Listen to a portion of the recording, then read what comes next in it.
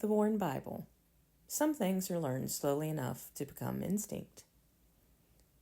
My dad's Bible is not decorative. The leather is chapped and softened in places where his hands rested most. The spine is cracked wide enough that certain books fall open without effort.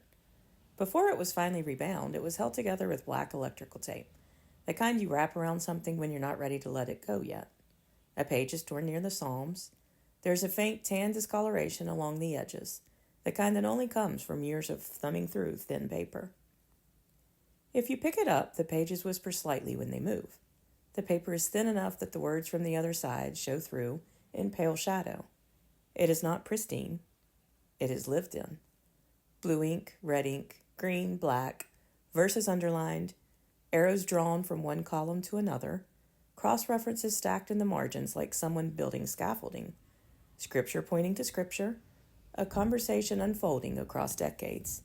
Some notes are tight and careful. Others were clearly written in a hurry, squeezed between verses where there was just enough room to fit a thought before the next page turned.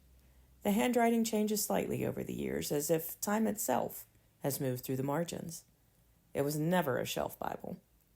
Since I was small, I remember him reading after meals. Always. Even when we didn't think we had time. When we were late. When we were tired. When we would have preferred to be dismissed.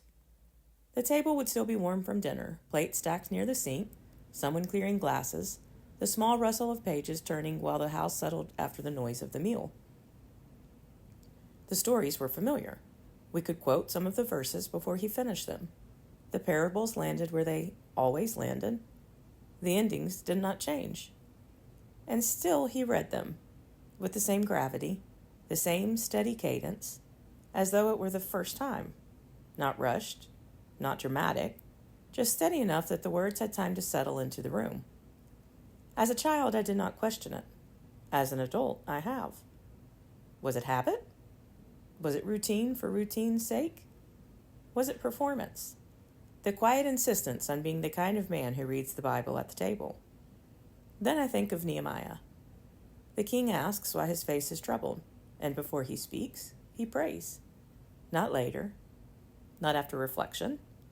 In the breath between question and response, he prays, which means the words were already within reach. He did not scramble for language. He did not assemble belief in the moment. It was there. Close enough that his first instinct was not explanation or defense, but prayer. Maybe that is what all those after-dinner readings were doing. Not adding information. Building reflex. Because when times are steady, reading can look unnecessary, repetitive, even performative. The stories do not change.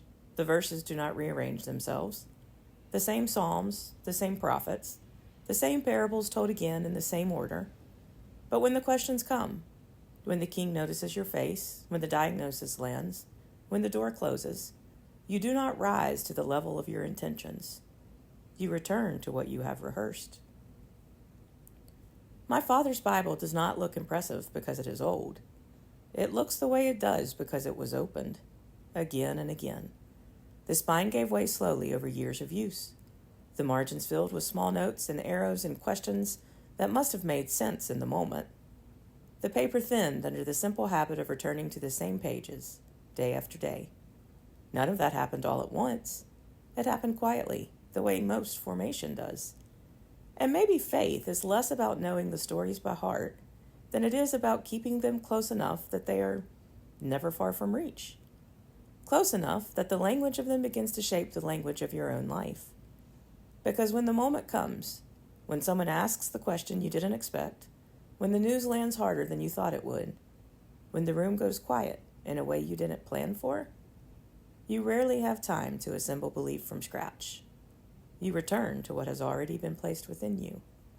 The prayers you have heard, the psalms you have read, the stories that have been repeated so many times they feel almost ordinary, until the moment they are not.